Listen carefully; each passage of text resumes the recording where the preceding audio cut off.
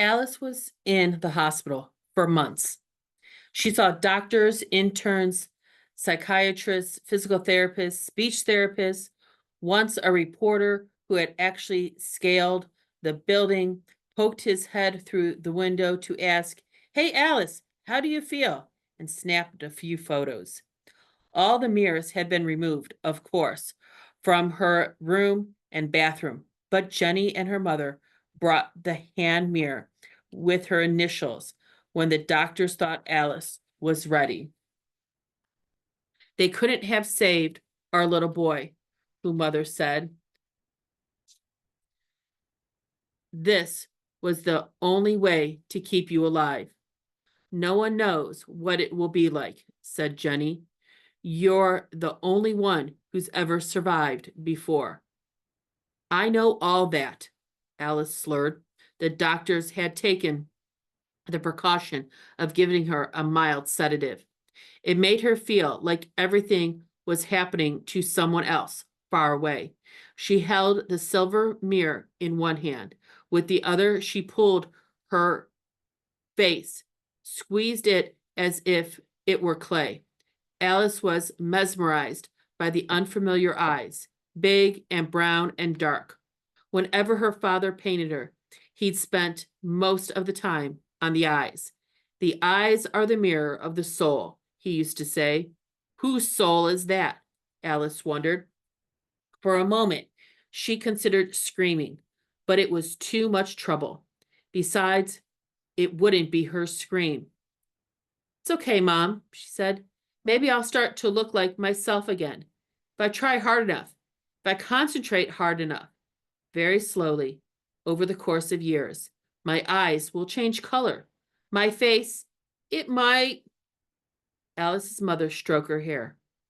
Well, get through this, she said. The human mind is incredibly adaptable. Mrs. Jared's on TV again, Alice called, but Alice and Jenny kept. Mrs. Jared's on TV again, Alice called. Turn it off, her mother said.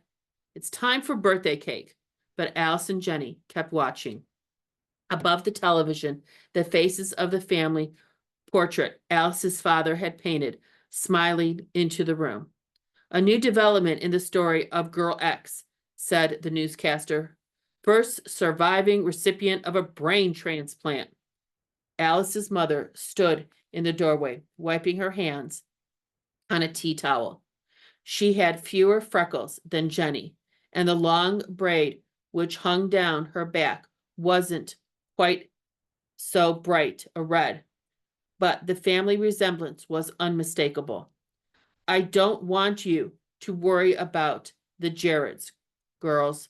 My lawyer says they don't have a legitimate leg to stand on. Mrs. Jarrett's, a middle-aged woman in a red checked coat, stood on a suburban lawn.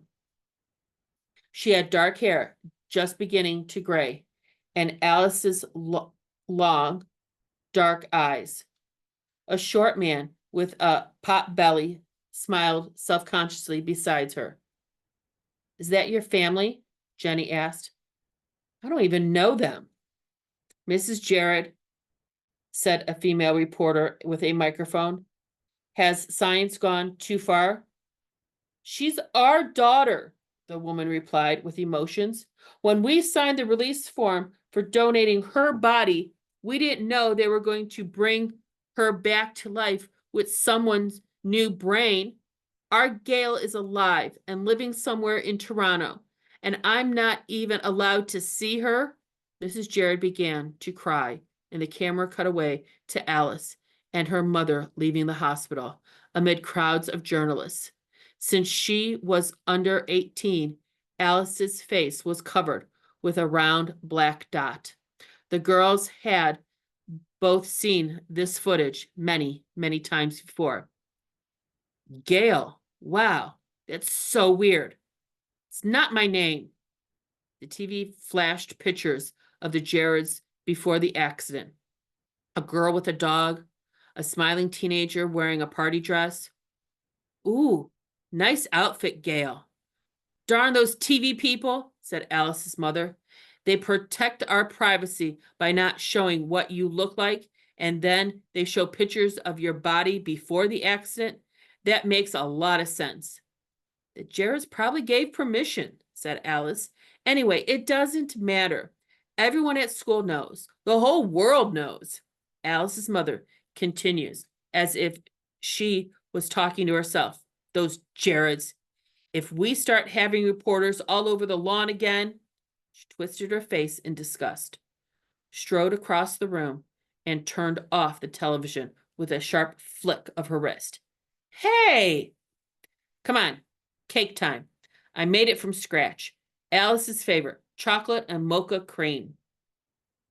In the dining room, a huge and elaborate cake was waiting on the table. Rich white chocolate piping swirled over dark mocha.